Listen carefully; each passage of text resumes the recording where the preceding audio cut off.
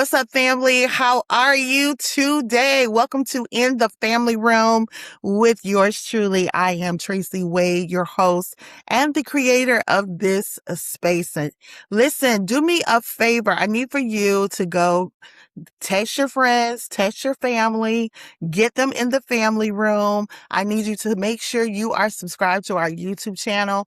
Also, we are on Spotify, iHeartRadio, as well as Apple Podcasts. Listen, I am one of those individuals. I love my podcasts, and I typically listen to all of my podcasts while I'm driving. And so you can follow us and actually listen to this episode while you're doing some dishes, while you're doing laundry, while you're on the road. This is going to be such an exciting discussion, and I am so excited to have our guests with us today. And so without further ado, I'm going to say this. I have known of her for many years. I knew her sister and I went to school together. And so that's how I kind of knew of her. But I am so excited to have Dr. Roneisha Randall Young in the family room with me. Roneisha, how are you? Welcome to the family room. Hello. Thank you for having me. I'm excited. I am so excited that you are here. Um, I have been watching you for a long time. I will say this, I have watched you grow.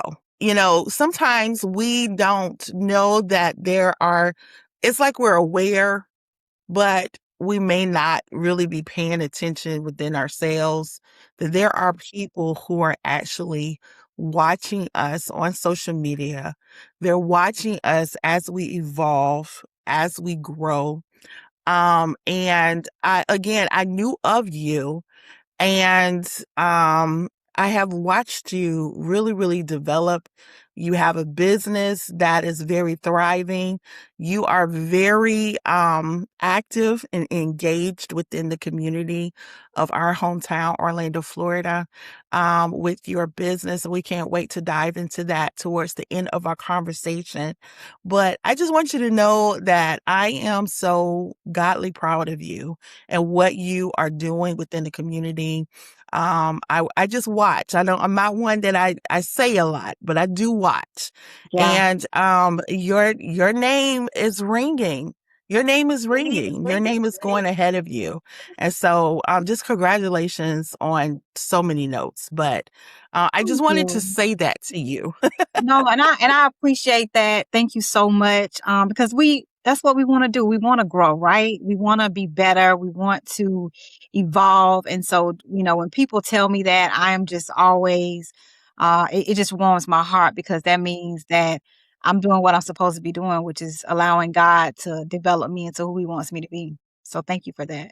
Amen. I love it. I love it. Now, the thing that we have in common is that we know a lot of the same people. Right. Absolutely. For some of you that don't know the Orlando area, Orlando is it's big now. I would say Orlando is like a metropolitan area now. When we were coming up, Orlando was like a little town. Like everybody knew everybody. And it has grown. It's much, much more diverse. We have a lot of people who have moved into the city. I no longer live there. I don't even live in Orlando anymore. But we know a lot of the same people. And I think the first time that I remember engaging with you, it was actually right before you got married the first time. And that is what we're discussing. You got married, you went through a divorce, and you just recently got married again. And this season is all about the next chapter. And so that's the reason why I asked you to come in, because I looked up and it was like, whoa, wait a minute. I didn't even know you were dating. But these are the winning. She got married again. Oh my. Okay. I love it. I love it. And so I really want to talk about that. My prayer is that there are so many of us who we've done it the first time. I'm myself included. And we're still believing Believe in God. We're God. still believing God to bring the right person into our lives for a second time. There's some people that done did it 2 times and they believe in God for the third time, maybe the fourth Absolutely. time. I don't know. But I want to just go ahead and dive into our conversation in regards to that. And again, this topic is I do again, and that's the name of the episode. So tell us just a little bit about yourself. Tell the audience about yourself, and we're gonna go from there. Sure, sure. So again, hello everyone. Excited to be here with you today. As she said earlier, I am Roneisha Randall Young now. And so I decided to give love a try again. And it's funny that we started this with Tracy, you talking about my growth, because I believe that is one of the things that led me to love again. Sometimes we have to kind of take a personal reflection and just kind of see like who are we? And what things do we like? What things do we not like? What isn't so good? What could we change? What could we make better? And so I decided some years ago after my divorce that I wanted things to be different. And so the only thing that would make things different was if I changed some things, right? He had gone on with his life and, we both had moved on. And let me just say this. He's a great person. I have nothing bad to say about him. As a matter of fact, I think he has remarried as well. We just grew apart, right? And that happens. That happens in marriages. It happens in relationships. It happens in friendships. People grow apart. And so I think that in order to honor the person that you're going into, that is where you have to allow yourself to grow. And so that's what allowed me to really just, give love a try again, because I was able to just really reshape some things about myself that I didn't like. And then I was able to really focus on some things I wanted to evolve that I did like. I love it. I love it. We're going to be diving into some of that. So statistically, I looked up, how I wanted to know what are the stats as it pertains to women who have been married and have decided to remarry. What are the stats saying? So they say that 64% of all women remarry again. And the stats are also that Black women, which you and I are less likely to remarry. But I think that is improving. I think that is improving, and one of the reasons why is exactly what you said. Um, and I've said it a few times on my podcast. Is I believe women are getting like we're dealing with issues within ourselves. Like we're going to therapy and we are unpacking things as it pertains to ourselves. Um, can you share a little bit about that as it pertains to yourself? Can you relate to what I just said? Sure, sure. Yeah. I mean, first of all, it's okay to reevaluate who you are.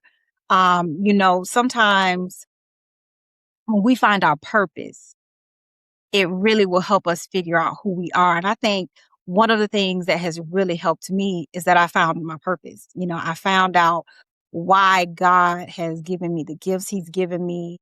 I found out why some of the experiences that I've gone through have happened. It's because He was using those things to shape me into who He wanted me to be. And so, even with that, the divorce was a part of that. It was a part of my experience. And so many women can relate to that. And so, it's okay to unpack those things. It's okay to be in a space where you're trying to kind of figure some things out about yourself.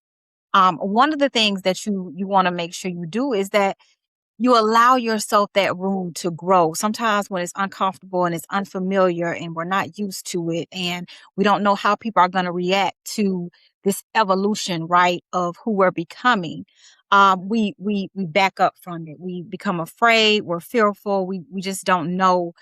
Because again, we're so used to people knowing us, oh, I remember her from back in the day and da da da. And now you've evolved into this different person. That's okay. It's okay to do that. at some point in our lives, we all should grow. We really should. If you're the same person you were 10 years ago, 5 years ago, there's work to do. And so you have to really just kind of dive in internally and just figure out, once you figure out your purpose and what you're called to do, that helps too, because it helps guide a lot of your decisions. If you know whose you are and what you're supposed to be doing in life, then there are some things you're just not going to do. There are some people you're just not going to connect with because they don't align with Mhm. where God has called you to be in your purpose. And so once you figure that out, use that as a roadmap. And some people say, well, how do I figure that out? Like, how do I figure out what my purpose is? Well, what is it that you would do without anybody celebrating you, without anybody clapping for you? You would just do it because you wake up and it just gives you this feeling, this urge, this energy. You would just do it regardless if anybody saw you or not. And whatever that thing is, that's probably what you were purposed to do, right? And it comes in many different shapes and forms, but you'll feel it and you'll know, and God will grow you in those areas, and you'll become probably more than you even imagine, just because you allowed yourself that room to grow that I talked about earlier, that room to evolve, because you're not letting fear get in the way. You said a mouthful. You said a mouthful. And I'm going to hit on a couple of things. And I totally agree with you because I have found that um, identity is so important. If you don't know who you are in Christ specifically, because we are faith based, and this like taking the meat, spit out the bones. There may be some that don't believe in God, but I find that the moment I begin to discover my identity and who I was in Christ and the benefits that came with that, how he created me. The Bible says that we are fearfully and wonderfully made in his image. Everything else began to unfold, and you're exactly right. I just released a book last year. It's just a season, not a sentence, and it's my journey through divorce. And I have a chapter in there where I talk about purpose and how my pain turned into purpose. And you're very right. I find that when it comes to purpose, it's that thing you wake up with it, you go to bed with it. That's right. You're in a shower, taking a shower, and it comes into your spirit. It becomes so much of who you are. And it's because it's what God placed in you. And very often we have to like walk this thing out. Like we have to, it's a journey. It's a journey to It is. even discover it. Absolutely. I think for some people, I think there are probably some people who go into their purpose right away. But then I think there's some people who are just like with me, I was hard headed. So it took a minute. Yeah. It took a minute And for me and to mo get. and most times it does. Most times it Yeah. does, because it's new and you're really just trying to figure out, like, "Wait a minute, this is Yeah. not, this is not the norm for me." Yeah. Typically, it will change the direction, of your life and where you're headed. So you may be in a space, and when you realize what God is really calling you to do, you also realize that you're gonna have to change some things, and sometimes we don't want to do that right now. It's like, Right. but I don't want to do that. I don't Right. want to disconnect from that. I don't want to stop Right. doing that. Whatever your that is, right? Right. I just don't want to do that.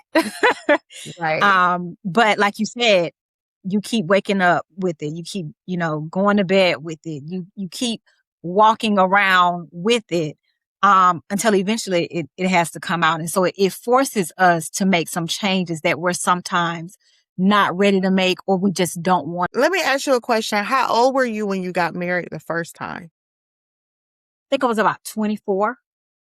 So I was relatively young, right out of college. I graduated from Florida A&M University. Shout out to FAMU.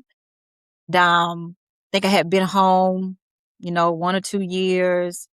And then I got married, and that's another thing that I tell women: like, give yourself time to develop into a woman, to just experience life, to see, who and what God is calling you to be. Because sometimes we do things prematurely, And as we grow and we get into this space where we realize, maybe we could have made some different decisions. What was it about that marriage that, because you're right, you're very young. I personally, I was 21 when I got married, very young. Like, geez, I look back and I'm just like, good Lord. And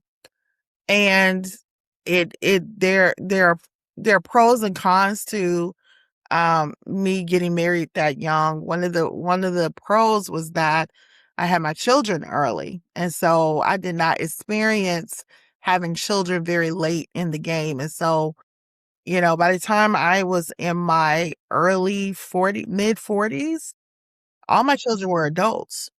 And so I was an empty nester. And whereas a lot of my friends, they still had kids at Right. home because they didn't get married as early. And so um what was that journey like, being that you got married? Because I think, I don't know. I'm trying to, because my children, I have two that are married. They both got married in their 20s. And I'm not really a fan of marriage in the 20s, exactly for the reason that you said. I think you need time to develop. I think you need time to get to know yourself, to discover who you are, what you like, what you don't like. I just feel like the 20s are still a very impressionable time, but I do recognize that there's some people that are just more mature than others and maybe more aware. So I'm not oblivious to that. But what was that journey like in the first marriage? And did you guys end your relationship mutually? Yeah, yes. Like any relationship, they start off good, right? And nobody gets married to get divorced. I mean, let's be honest. Like, you plan for marriage, you have a wedding, nobody's spending all that money and making all those plans for it not to work. But I think that what happens is you get in different seasons. You know, I might be in, and I'll use a book as a reference. You and I both are authors, so you may be in chapter 5. The other person, may be in chapter 20. And, you're like, well, wait a minute, because I'm just in chapter 5. Like, I'm still trying to figure out, who I Yeah, am, who I'm becoming. What does that look yeah. like? I'm the last time I, was back in the city, I was in high school. Now I'm a college graduate. Like those dynamics, they mean something because they really impact who you are and who you're becoming. And so when you're Mm, thinking about it in those dynamics and you're trying to just kind of figure some things out, sometimes you're so far away in the spectrum that it's hard to meet back in the middle, so you both start out in chapter 1, but then somewhere along the line it's like I'm right here in chapter 5, you're over here in chapter 20, and I don't know if we're going to be able to meet that thing back in the middle because mm, again, everybody's in a different space. And the mm, thing is, I want to respect the space that you're in, right? And I want the space that I'm in to be respected too. And so sometimes people are able to stay, make it work. And other times, people just go their separate ways. And so, that's what we decided to do.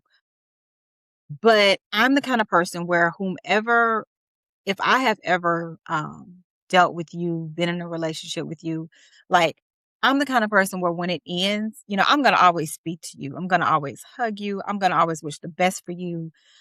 mm, That's just how I am. He's actually the same way. So we can see each other right now and say, "Hey, how you doing?" Matter of fact, I saw him not too long ago, and we hugged each other. We greeted each other. I told him congratulations on his marriage. He told okay. me congratulations. And I think time and just growth as individuals Yeah. helps that those type of interactions to happen. Because, years ago it may not have been as easy as it was.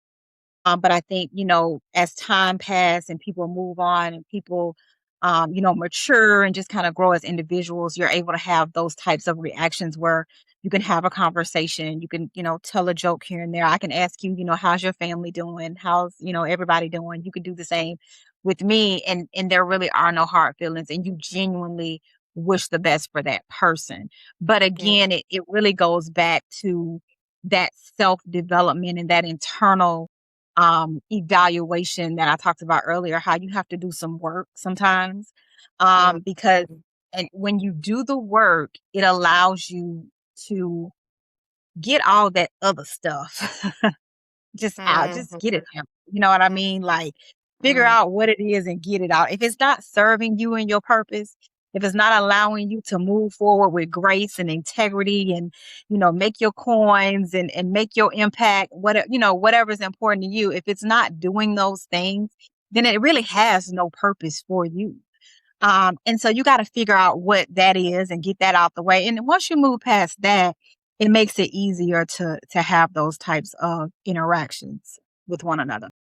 I 100% agree. I have definitely seen um more women, unfortunately, hold grudges. And because they hold grudges, they become stuck.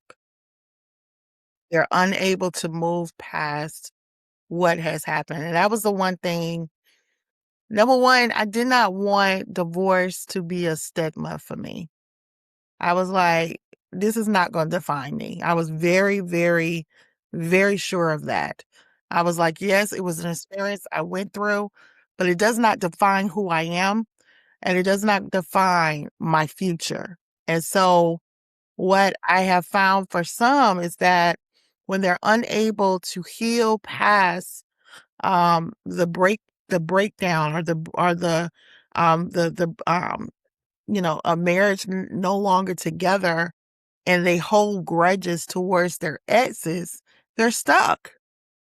They're stuck. And then because you don't heal, if someone new comes in, you can't tell me that they're not going to be unresolved Right. residue from an old relationship, your old marriage, that's going to be brought into the new marriage. And so, and I've seen it with men too, but it's more evident, I think, with us as women.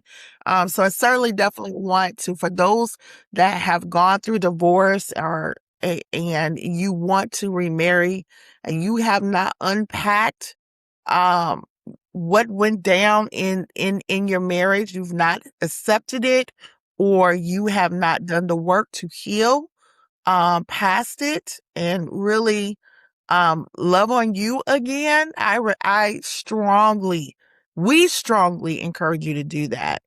I saw it as an opportunity. I don't know if you felt this way, and I'm going to ask. I saw it as an opportunity of rediscovery. Like it was like I got an opportunity to reinvent myself. For sure. So just, it's Yeah. it's like you recreate your identity again. Because, Yes. we sometimes, you got your titles and you're like, okay, wife and da da da. And then it's like, well, I'm not a wife anymore. So, who Yeah. who is Roneisha, with Yes. no other titles. Yes. Who is that person? And so once you're able to figure out who that person is, I think that's when you open yourself up for love to find you again. Because what happens is as you rediscover yourself and you become, and really you do become someone different because you start, um, really kind of exploring maybe areas and things about yourself that you didn't even know, like, wow, I've never done that before, or, I have a new interest now, or, just things that you've never explored before like that. And it opens you up to new experiences, right? Which opens you up to new people. And Yeah. that's how you're able to meet people. It's funny because I remember I remember saying to myself, maybe relationship, maybe marriage, maybe it's not a thing for me, right? Mm, Um, and I think sometimes women go through this too, right? Where we're like, you know what? I'm good. You yeah. look around and you're like, you know what? I have a great career. I have a great thriving business. I'm Mhm. healthy. I have family that loves me. I'm surrounded by love. And so I had kind of gotten to a place where I was like, you know what, God, if that's not what you have for me, that's Mhm. okay. Like life is good. Mm, Life is good. I'm mm, happy, like I said, I'm successful, whatever success means to you, because everyone defines it differently. And so it wasn't until I got to that point that it's almost like God was like, okay, now you're ready. Now it's time, yeah. right?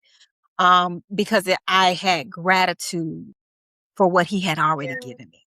Oh, that's And so I still good. had gratitude for what some may say I did not have.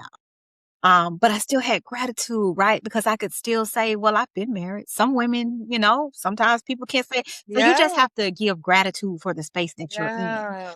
Um, and so that's what I did. That's what I did. And then ironically, one of a very good friend of mine who happens to be my line sister, we went to FAMU together. She and I stayed in touch, and one weekend, she came down for Classic Weekend, and she and I got together, and we just hung out, how things going, because she doesn't live in the city. She was visiting for the game, and she said, "Roneisha, are you dating?" And I was like, "I mean, I go on dates, but I'm not in a relationship." And so she said, "Well, okay, okay." She didn't say anything else. And so we kept hanging out, enjoying ourselves for the weekend. And then maybe like a couple weeks later, she calls and she says, "I got somebody I want you to meet." And I was like, "Girl, where does he live? I don't want to do a long distance relationship again." I was like, "Girl, I've been there, done that. I don't think I can do it." And she's like, "No, Renisha, I really think you should meet him. He's a great guy. You guys, you're similar. Like you love community. You both love community, all these different things." So I said, "Well, you know what? Because of the respect that I have for you, and I feel like you would not introduce me to someone unless you really thought we were a good match. I will meet him." And so she said, "Okay." So she said, "Well, I'm going to give him your number." So she gave him my number, and he reached out to me the next day via text. Introduced himself. And I was like, okay, and we started texting. And Tracy, we text each other all day long. Like, I mean, all day long, to the point where he was like, "Okay, what time do you get off? I'm calling you." And so that's how I met my husband. And that was about 3.5 years ago. Wow.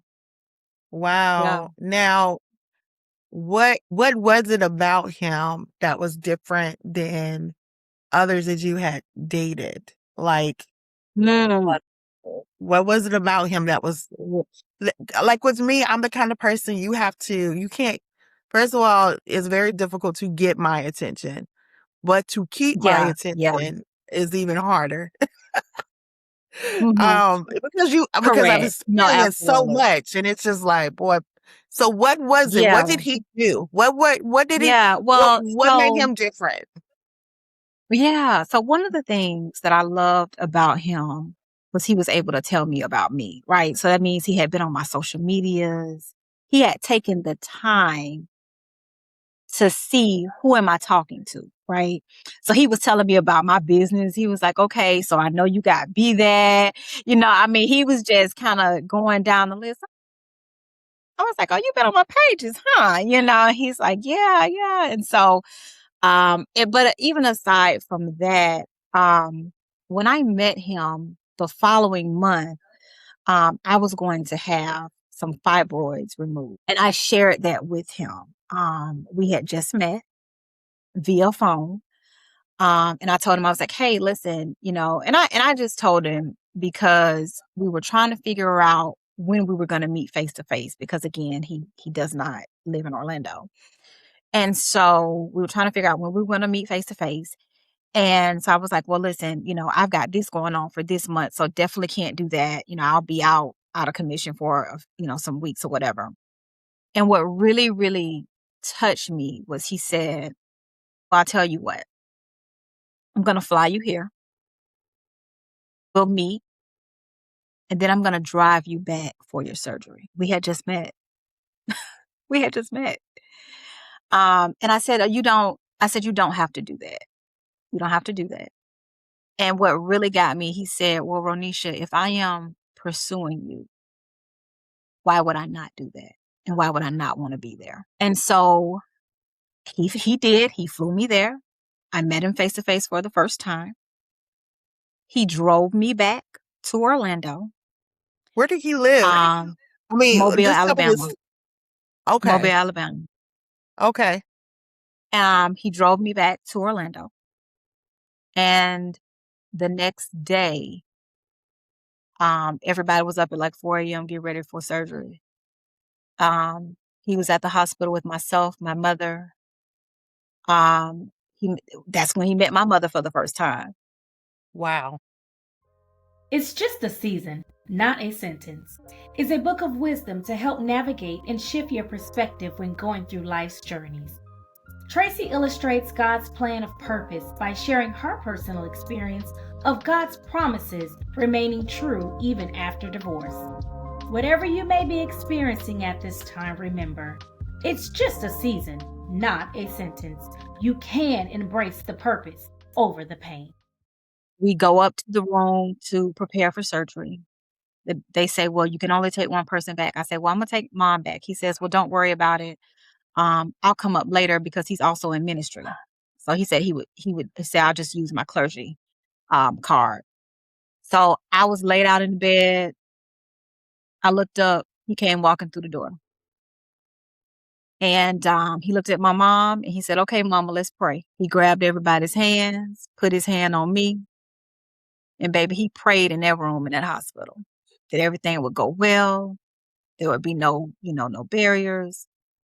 And the next thing I know, I was waking up after surgery. He was asleep in the chair next to me, and my mother was in the other chair. And that's when I knew this was different. Wow. Wow. I'm like speechless. Yep. Cause some Yeah. guys would have been like, So well, so all was I. right then. Some guys would have been all right Right. then. Look, call me when you heal. Oh, call me when you Call me when you feel better. Yeah. Like, listen, I'm telling you. I'm telling you. Woo! Oh my Yeah. goodness. Are you serious? Yes, ma'am. Yes, That ma'am. is Stayed that the is night. beautiful. Yeah. Yeah, girl. Look, slept in the Wow. chair. Slept in the chair. Okay. And it's crazy because I think my mother felt the same thing I felt because when she woke up and she saw like I was good, everything was good, she said, okay, I'm going home and go to sleep. He's here. And she left. And so the fact that she left, I knew she felt like I was in good hands, like I was safe, Wow. I was good. And so that And meant a lot too. how long did y'all know each other at that point? We had known each other about a month, maybe two, maybe two. Wow. But remember, we had just met face to face though, because we were Yeah. over the phone. So even with Yeah. that, we had just seen each other face to face. But we had, of course, we had been having conversations, daily conversations, text messaging, all of that, FaceTiming and all of that. But yeah, but that's when I knew it was different because he wanted to be there. And I didn't ask him to be there. He wanted to be there. Wow. Wow. Okay. I wasn't expecting that. Okay. I wasn't it. I wasn't. And don't feel this is the family room. Like, it's just like a regular family room. You just need a moment to process something. Um, did you what did you feel like once you came out of anesthesia? Like, what were your thoughts?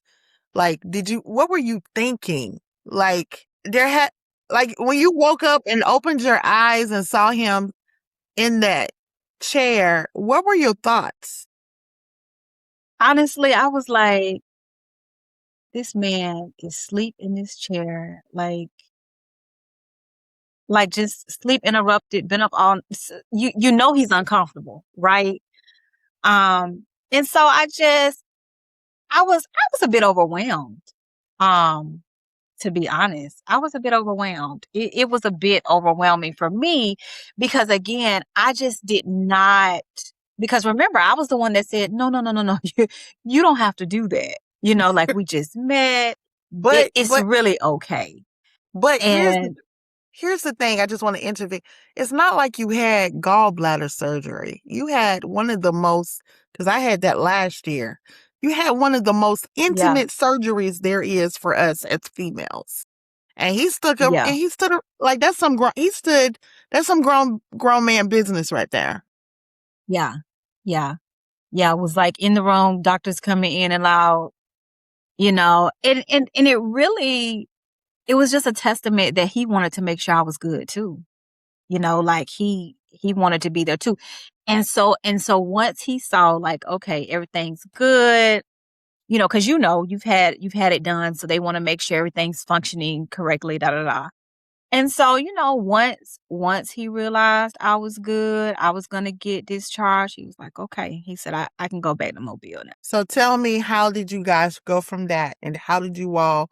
What was there? My first question is: was there any period where you guys didn't think it was going to work out? You know what, Tracy? There wasn't. I'm gonna tell you, for us, we actually had to slow each other down. Like, we connected so fast. It's almost like we have kindred spirits to the point where we would say, you know what? Maybe we need to slow down. Like, let's make we let's make sure that, like, this is really love. Let's make sure we're not just like getting caught up in just the whole idea of love, the whole idea of, like, something new and fresh. Like, let's make sure this is real. And so we were like, okay, yeah, yeah, let's slow down, because we were ready to be like, I love you. I want to say, like, within like the first week or two. We really had to kind of, because we wanted it to work, right? And we wanted to make sure that it had a solid foundation and that it wasn't built on something shallow, that just would not last and that was not for real. So we were like, you know what, let's kind of slow it down. But we Mhm. both were at a point where we would be like, yeah, I like you. He's like, yeah, I like you too, but it's like you're really feeling like, I want to say I love you, but and so and Mhm. so for us, it was just we just really connected. We just really connected. I love it. How did you guys prepare for marriage? What did you, has he ever been married before? He has. Hmm. Okay. So He's you been married both, before. And so well, we talked about our experiences.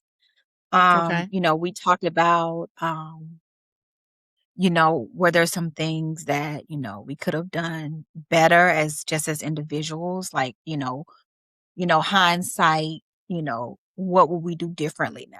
Will we communicate better, or, so we had conversations where, we talked about those things and how that looked then versus how it looks for us now, just as individuals, right? Like, how we've grown from that. Or we talked about the dynamics of family, because I think that family plays a part in how you interact with your partner, the experiences that you've had in your family.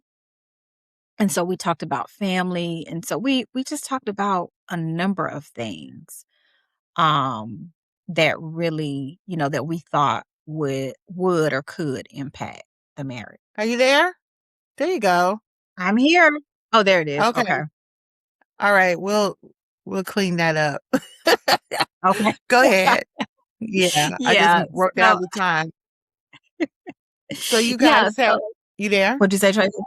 What did you say? Oh, I was saying you guys had some conversations, and you Yeah, we just start did. there. Yeah. Okay. Yeah. So we had several different conversations where, we talked about our individual growth, who we are now versus who we were, what those changes look like, what are some things that we would carry into our next relationship or our next marriage. And so we talked about those things, and I think that was probably, to me, that's where you really get to know a person. When you talk about the things that didn't work out. It's easy to talk about your successes, but it's kind of hard to talk about things that may not have been as successful as you would have liked them to be. And so when you talk about those things, to me, it really sheds light on a person, and who they are, and who they were, who they're trying to be, just all of those things. So we had some really good questions. And then with him being in ministry, he was able to bring in God, and what does God say about marriage, and just different things um that make a marriage successful, and what are some things that could be seen as challenges, and how do you handle that in today's society, right, in 2026, versus how our parents may have handled it years ago, which is what many of us, it's what we saw, it's what we grew up around. Right. But how do you take that and implement that into your lifestyle and it still be pleasing to God? And so, we even Mhm. had those conversations. So Mhm. I really, it's funny because sometimes I felt like I was talking to my man, and then sometimes I felt like I was talking to my therapist, who was giving me, like, from a spiritual standpoint, some different things. But it really gave our conversation so much depth. Sometimes we would stay on the phone until we were like high schoolers, middle schoolers. We'd stay on the phone until 3 a.m. just talking. Yeah. And so I think that was actually one of the advantages of having a long distance relationship, because that person isn't there. And so the time that you spend on the phone, like, that's your quality time with that person, because you can't see them, all the time. And so Mhm. you just pick the phone up. And so that Mhm. became one of our love languages with one another, where we would just get on the phone and we would just have those conversations. And sometimes, and this may sound crazy, but sometimes even just him being on the phone, and sometimes we may not have even said that much, but just him being on the phone, just knowing he was on the other end, um, it give me a great comfort too. I often tell people he was long distance, but he has been more present than some of the guys who I have dated locally.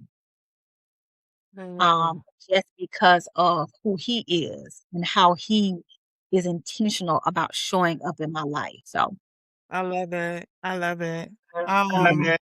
it's so much I want to say. Girl, you got a man of the cloth. Did you imagine? No, You I imagine that didn't, was gonna happen? Tracy. I did not. But let me tell you, I promise you, God will equip you though. Like, he will equip you, Yeah, and prepare you for who he has for you. And absolutely. so while I did not have that expectation, nor was I looking for it. I mean, there are some Yeah, women who that's a thing for them too. Um, right. for me, it didn't matter. I just Yeah, wanted a good man. If that's what God had, if God had another man for me, I just wanted him to be a good man who would value me, love me, respect me, all those things. It just so happens that he's also a man of God, and so for yeah, me, because I love God, I absolutely love it. He preached Sunday, and I was like, "Baby, you preach, baby!" Like, I absolutely, I love yeah, yeah, I honey, love it. yeah. So I did not expect it, but I'm prepared for it. Yeah, I'm not intimidated by it, and so that was actually one of the conversations he and I had early on. He's like, "Listen, I'm in ministry. How do you feel about that?" And, I told him, I said, "Well, I don't have a problem with that. I'm in ministry too," right, because what right. I do is ministry. Yeah, And yeah. so, he chuckled and he said, "There are a lot of women I've met who go the other way because they want no parts of it, like at all. I'm sure my cousin wouldn't mind that I share this because he wouldn't mind. I have a cousin who's he was married, um, and his wife, he felt the call after they got married, he felt the call to ministry. And so she left him because of that. He's remarried now. He did remarry, but I'm talking my cousin put her through college, set her up, like, girl didn't have to work once for anything. But because Hmm. he um accepted the call on his life, she was like, nah, I don't want that. Yeah, And so it's so interesting. And you're right, there are some women who do flock to it. I do believe that is, I'm a pastor, I'm a PK. yeah, That's a life you got to be ready for that.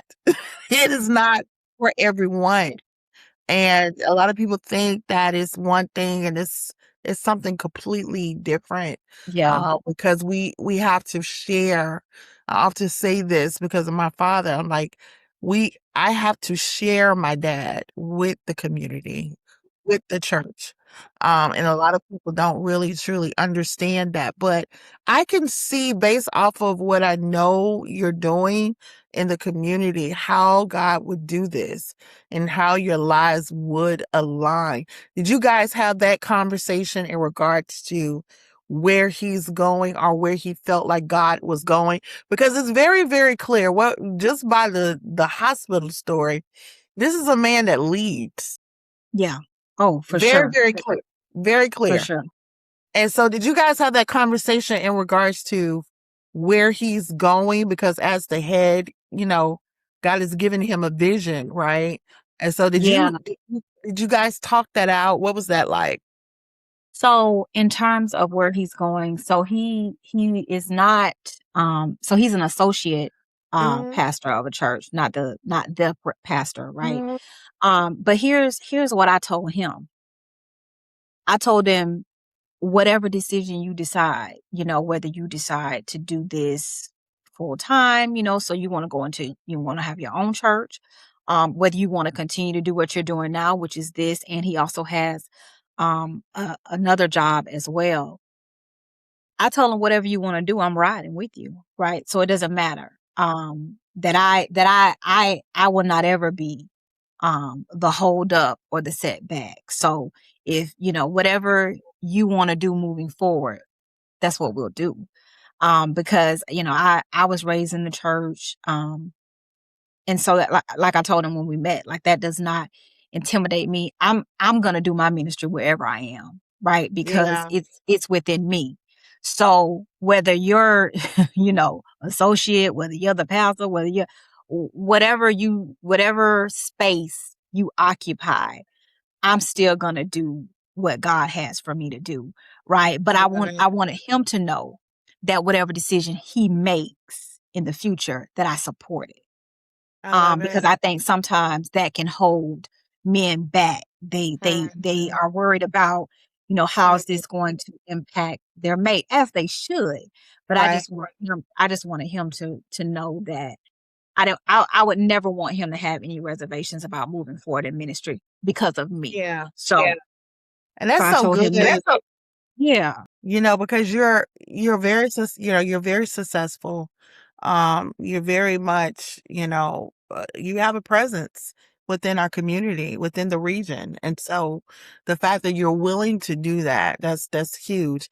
All right. So when did you guys get married? Because this thing is y'all dated for 3 years. So we got a couple more yes, minutes. But I want to know yeah, about the wedding. Like, yes. when did that happen? Yeah, so we got married May 30th, which is an exact month from today. Hey, happy 1 month anniversary. Oh, Um, so yeah, so we got married May 30th. We had a Mardi Gras theme celebration. It was fabulous. Everything that I dreamed and more. because we have been married before, we really wanted this to feel different because it is different. And so everything, every detail, it was very non-traditional. It was not a traditional wedding. There were pieces of tradition, but it was not, a complete traditional wedding, so to speak. And so we had a live band come. We did second line dance into the reception. It was Mardi Gras colors. I mean, it was just a huge cultural celebration of love. We wanted our guests to feel the love. He does have a son, so I have a bonus son now. I wanted to make sure that he was included within that. So, our very good friend, Reverend Marvin Liu, who's actually from here, he officiated our wedding. And one of the requests that I had, I said, I need people to feel the spirit. I need people to feel the love, and I need Caden, which is his son, to feel included. And so he did all of that, and made sure that he felt a part of it because he is. And so we were very intentional. And so, girl, we just had a celebration. It was a brunch wedding, which I absolutely love because it gave our guests time in the evening to go shopping or whatever you want to do, right? Enjoy the city, after we've celebrated, such a joyous occasion.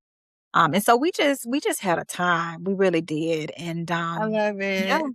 had a great time. I think I saw a video of Ratasha. She did a video with her girls.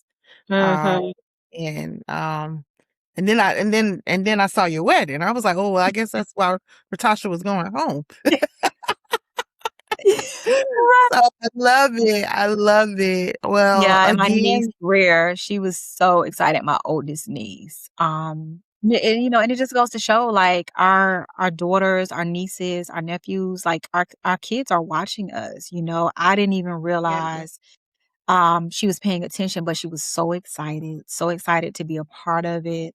So excited to just walk down the aisle with her little dress and her flowers. And, she was telling her little friends about it. And, I hope that gives her a vision, for what she yeah, wants for herself one day, for what yeah. she's worthy of having, for what she too can experience.